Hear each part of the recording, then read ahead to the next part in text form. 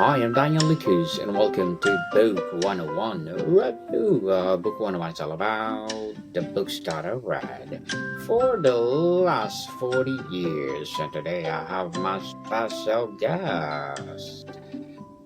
He is a blogger, podcast host, speaker, and consultant, as well as an author, none other than Mr. Dan Clouser. Thanks for having me today. Welcome, Mr. Dan on Book One on Review. And can you please introduce more about yourself that I missed? Absolutely, yeah. I'm Dan Clouser. I'm an author. Just released my fifth book, A Good Boy's Journey, which is a book that's written as though myself and our golden retriever were co-authors. Unfortunately, we lost him back in April of 2024. But it's a book about his perspective of traveling in the RV full time with us for over 4 years. And I'm really excited to get this book out into the world. It's only been out for a little while, and really looking forward for it to make an impact. And thank you so much for sharing your knowledge and wisdom to the world, Mr. Dan. And the title, A Good Boy's Journey, immediately raises questions about identity. How does the book explore the weight and expectation of what it means to be a good boy? Well, I think from Youkilis's perspective, that was his name. He was named after Kevin Youkilis, the old Red Sox third baseman, because I'm a big baseball fan and a big Red Sox fan. It's really just about enjoying the moment, enjoying the journey, enjoying the little things in life, and what being around a canine companion can teach us as humans. You know, so many times us as humans were just in this rat race, constantly trying to figure out what's next, what's on our agenda. And I think when you're in the presence of a dog, they teach you to just relax and kick back and enjoy the moment, something that we don't do nearly enough as human beings. Indeed, relax and take a deep breath, people. What does the journey in the title represent? Is it a geographical, emotional, spiritual, or all of the above kind of voyage? All of the above, for sure. I mean, obviously it's geographical because he lived in the RV with us, traveling across the country. He got to see 46 states and one Canadian province. Traveled over 36,000 miles or 46,000 miles with us. And, so it's certainly a geographical journey. It's an emotional journey. Um, and it's a spiritual journey because I think animals have a higher spiritual connection than what we do as humans. I think they have a better understanding of life and death, and um, you know, if we allow them to, we can learn a lot from them while we're in their presence for sure. But it is definitely all the above when it comes down to that journey. All of the above, indeed. Was there a specific moment or turning point that made you realize your story needed to be framed as a journey and shared with the world? Um, we've been traveling full time in the RV now since 2020, and part of that inspiration actually came from my mother. She had taken an old '67 Valiant back in the '80s, took the back seat out of it, kind of converted it into a quasi RV, so to speak, and traveled throughout the country solo. It was never really anything that I was inspired to do personally. I never would have guessed if you would have talked to me in 2018 that this is what we would be doing in a couple years. But I took a couple solo trips in early 2019, which kind of set me on this path. I kind of understood why she did what she did. There was an incredible serenity on the road.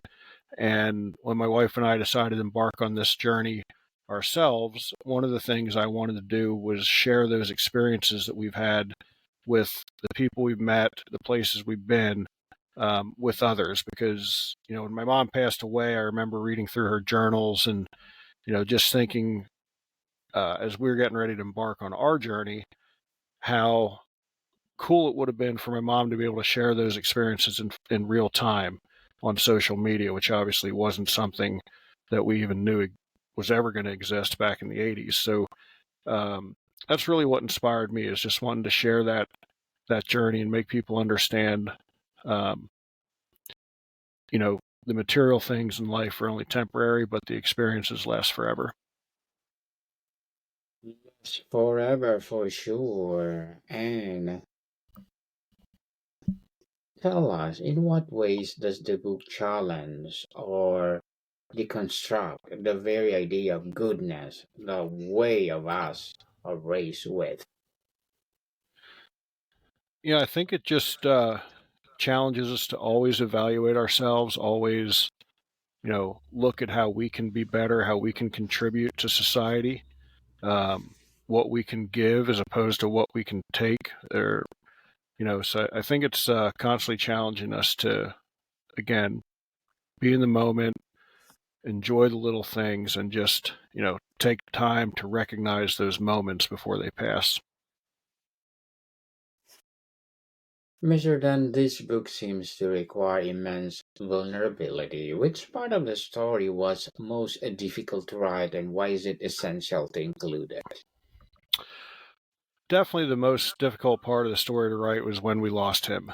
The last 3 chapters of the book, 4 chapters of the book, talk about his passing, both his perspective initially when he was getting ready to cross the Rainbow Bridge, and then our perspective when we lost him, and then the adjustments to not having him around.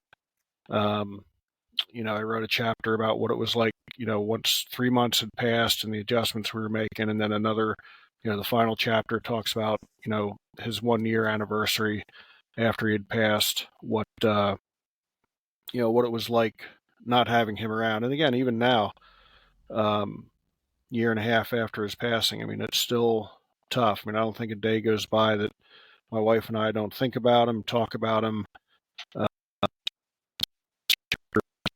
which were literally about his final chapters of his life, were probably the most difficult and the most vulnerable to write, for sure.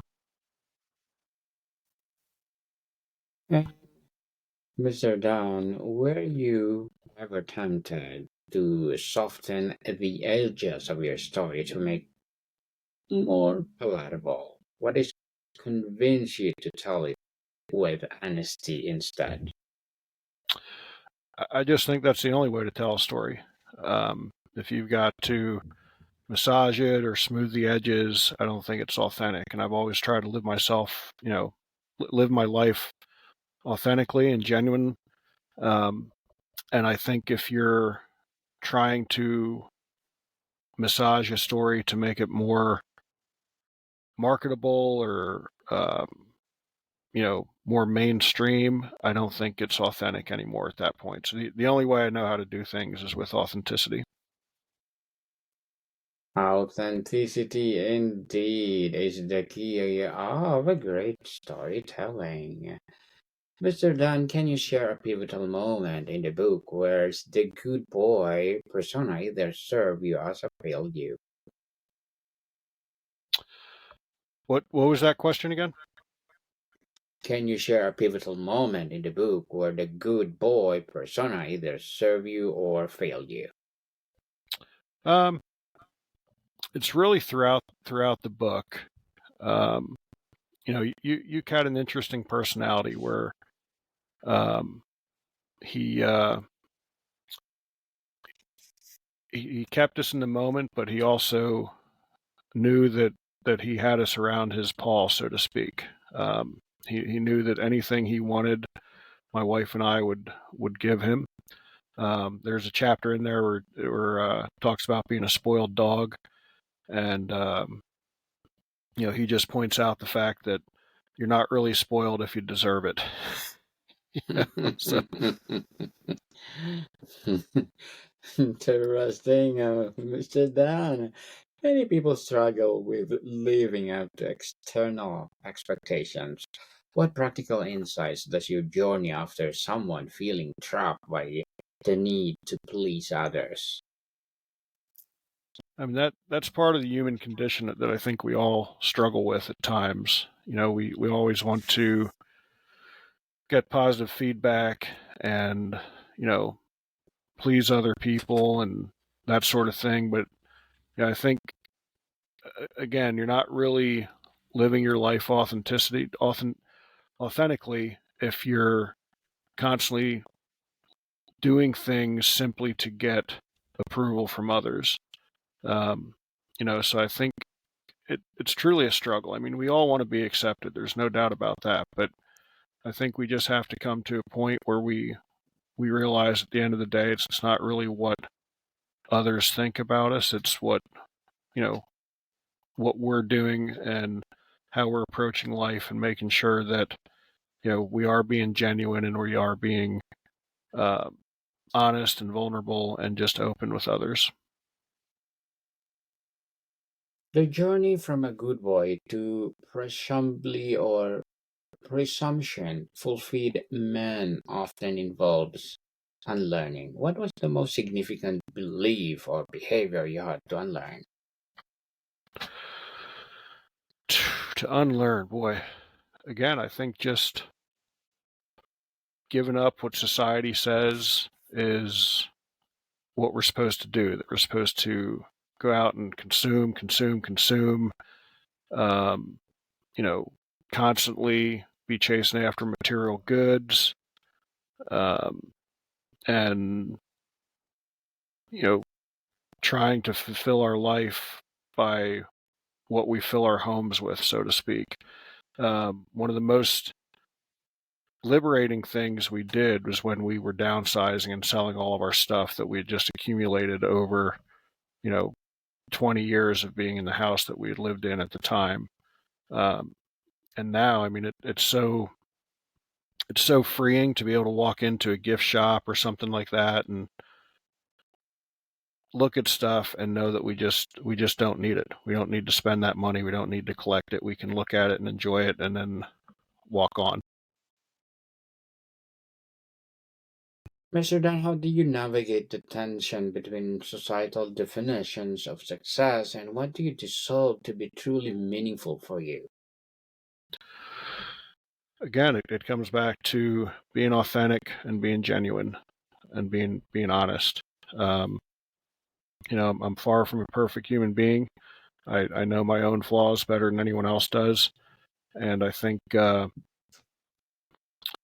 know if we just can embrace who we are, flaws and all, it helps us get through life a lot easier. What role did mentorship or lack therefore play in your journey? What is the key figure who helped you see the different path? Oh, definitely my mom for sure. I've also had some coaches throughout my baseball playing career that were incredible mentors, but far and beyond my mother for sure. Um, and even with what she did, even though initially I never thought that it would be my path, I always respected her for having the guts to do what she did. She quit a very good paying job in the mid 80s and, jumped in that little 67 Plymouth Valiant and kind of redefined herself, and just gave herself to others, volunteered a lot. Again, something that I do quite a bit of. Me and my wife do a lot of volunteering my entire life. I just gave back to others, and that's definitely something that I learned from her from a very young age, just being around her and watching how much she gave of herself. So she was definitely by far and above my greatest mentor for sure. Mr. Dan, as a blogger, podcast host, speaker, and consultant, as well as an author, what are short term and long term goals? Um, Short-term goals right now. My wife's going through some health issues, and we're just trying to get her healthy, get back on track. Long-term goals is just continue to write. Um, Hope that my writing inspires others, and just keep moving forward and continue to find the beauty in little things as we go through this crazy thing we call life. Well, good luck to your goals, Mr. Don, and looking forward for more success. And what will be your piece of Appreciate that. advice? Yes, a piece of advice for those people out there who want to be like you. Just, forget what society tells you and do what makes you happy, whether that's selling all your stuff and moving into an RV and traveling throughout the country, or whether it's something else. Find what makes you happy and do it regardless of what others tell you, regardless of what society's messaging is to you. We all have our own sweet spot of what happiness is and what success is, and it's different for all of us. So find what makes you happy and embrace it with both arms and go after it. Yes, people, do what you are doing at best. If and stop procrastinating. If you have the passion to write, write. Just like Mr. Dan. And thank you for that advice. Would you please recommend a book or books that influence your journey? Definitely Tuesdays with Maury. I think it's a great book. It talks about a lot of the things that I've spoken about in my own books. Reflection, giving up on materialism, and just recognizing the role we play in this life and the role that we play in others' lives. It's a great book. I highly recommend it. If you haven't read it, be sure to check it out. Tuesdays with Maury, by far my favorite book and definitely most influential book I've read. Thank you for that recommended books, Mr. Dan. And how did you find courage to redefine success and goodness in your own terms? What did the new definition turn out to be? Um, Again, I think just being able to reflect and trying to comprehend what society is telling us is success, which again is just consuming, um, you know, getting the biggest toys, and being able to look back and understand that that isn't what gives us fulfillment in life. Experiences are what give us fulfillment in life. Um, so you know, taking a hike with my wife or with Youk when he was around, um, those memories that we would achieve during those experiences last a lifetime. Where if you go out and buy a new car or a nice big house, it doesn't last forever and definitely doesn't fulfill you for sure. Yeah, there's something else deep inside you. How did you find courage to step up with a new innovation of life, just like what you're doing right now, living in the RV? Um, it was really when I took those two solo trips that I talked about earlier in 2019. I, I'd been adding chapters to my first book at that time, and just with everything I was doing um, in my career and with the organization that I'd ran, it was very difficult to find time to write. And after taking those two trips, um, it really was like a calling from God, like listening to a voice saying it was time to start a new chapter. I didn't embrace it at first. I fought it because what I was doing in my career was helping young people and making an impact on them and changing their lives and making them um, be productive members of society as well. So it wasn't something I embraced, but it was just something that just stayed on me, constantly. Um, just hearing that voice, it was time to use my talents in a different way and to start writing more and speaking more and getting out there and sharing those stories. So it wasn't an easy transition. Um, it took a while for me to embrace it, but I'm glad that I did finally listen to that voice and take the leap. Take the leap indeed. For readers who see themselves in your story, what is the first step you would recommend they take to begin their own journey of self discovery? I think it goes back to what I said earlier about just, finding what makes you happy. What is it that fulfills you as a person? And also understanding that it's never too late to make that change. I was 50 years old when we embarked on this journey. Um, so I think people get to a point in life where they don't think they can make a change because they've been doing something for too long. I had run the organization that I'd run for 30 years. Literally, 60% of my life on earth at that point I had dedicated to this organization. And also to understand that even if you're happy in what you're doing now, because I loved what I was doing. It wasn't like I was in a dead end 9 to 5 corporate job that I hated. I absolutely loved what I was doing, but there was still something more for me in this life. So I think it's just finding that niche that makes you more fulfilled yourself.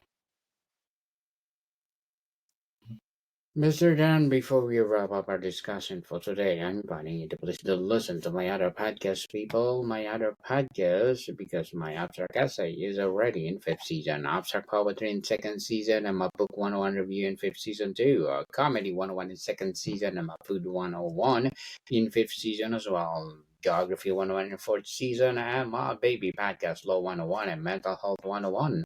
Love Letters in third season, and Movie 101 review, Music 101 in fourth season, and Science 101 and Sex 101 in its first season. Please listen to them wherever you listen your podcast. So, Mr. Dan, now that the book is complete, what does the world journey mean to you today, and how to see your journey continuing? Journey is our life. It is truly a journey from the time we're born to the time we die. And sometimes there's high points in that journey, sometimes there's low points in that journey. But the key is always continuing to move forward, whether it's at a fast pace or a slow pace or any pace. It's your pace. And again, we're all going through this life for the first time. There's no dress rehearsal. There's no preparation for it. We get thrown into it and we're all out here trying to figure it out. So, I think just embracing that journey and embracing the things along the way and understanding that when you're in the valleys, that you're not going to be there forever. And when you're on the mountaintops, you're not going to be there forever as well. It's just a constant up and down. And again, as far as our future for this journey, it's just at this point concentrating on my wife's health and getting her healthy again, and being able to get back on the road and out there meeting people and doing book signings and all that sort of stuff. Mr. Dan Clouser, thank you so much for sharing your knowledge and wisdom to the world. Hoping for more and more empowering books like this to come. So can you please invite our listeners to support your books or your podcast as well? Thanks for having me, Daniel. I really appreciate the conversation.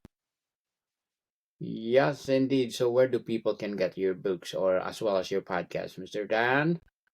If you go to my website, that's the best start. It's journeymymotherson.com or danclouser.com.